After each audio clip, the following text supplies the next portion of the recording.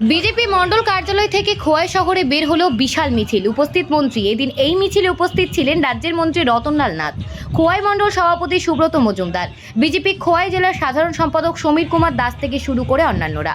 মূলত পূর্ব ত্রিপুরার লোকসভা আসনে বিজেপি মনোনীত প্রার্থীকে বিপুল ভোটে জয়যুক্ত করার লক্ষ্যে এদিন এই মিছিলটি আয়োজিত হয় খোয়াই শহরে।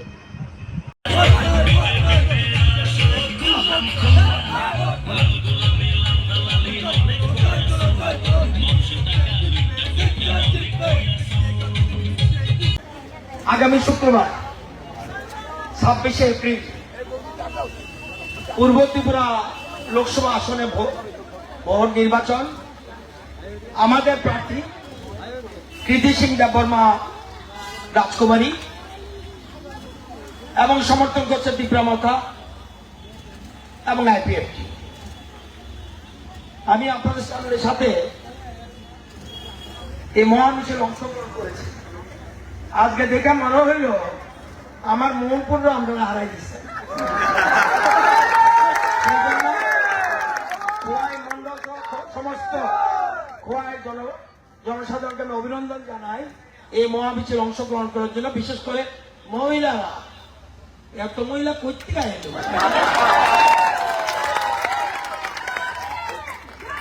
এবং এই বিধানসভা কেন্দ্রে মোট 52টা বুথ আছে। এই 52 বুথে আজকে এই মহামিছিলের পর আমার মনে হয়েছে 52 বুথে বিরাট ভোটের ব্যবধানে আমাদের প্রার্থী জয়ী হবে। এই 52টা বুথেই আপনাদের বিরুদ্ধে কে? সিপিএম।